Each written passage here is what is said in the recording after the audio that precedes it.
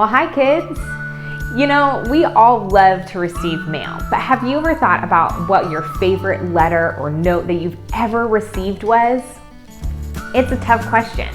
You know, a long time ago, right after Jesus lived, churches started forming all over the place. And as these churches formed, people would encourage one another. There was one man in particular, and his name was Paul, and he became a very godly man and would travel to these different churches to encourage them and support them in their faith. You know, and what Paul would do is he'd start at one church and talk to them in encouragement, and then he would leave and go to another one. You know, and these churches continued to do really well, and guess what? They had no Bibles. Can you believe it? No Bibles. Well, that's because the Bible as we know it wasn't written yet, but it was in the process of being written. And we have some of those letters of Paul's today. So Paul would actually visit one church and then leave, and then he would want to continue to encouraging those churches, so he would write them letters.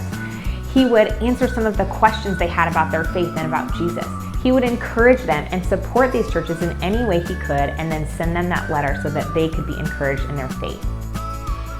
You know, for me, one of the most impactful letters I've ever received was actually a letter from my mom that I got just as I was headed to leave out of the country for a few months.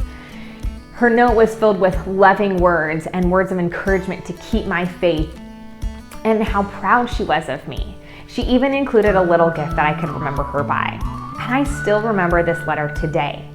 You know, maybe you have a letter or a note that you've received from someone that meant a whole bunch to you. Or maybe you're encouraged to continue in your faith by a different aspect. Maybe it's through your friends at Sunday school or your friends at midweek. Maybe it's watching your parents grow in their faith. Or maybe it's going to a church camp like Covenant Cedars, where you can really intentionally learn and be with Jesus for that whole time. You know, however you are growing in your faith, the most important thing is that you are moving forward in your faith. You're taking steps forward to grow your faith in Jesus even deeper.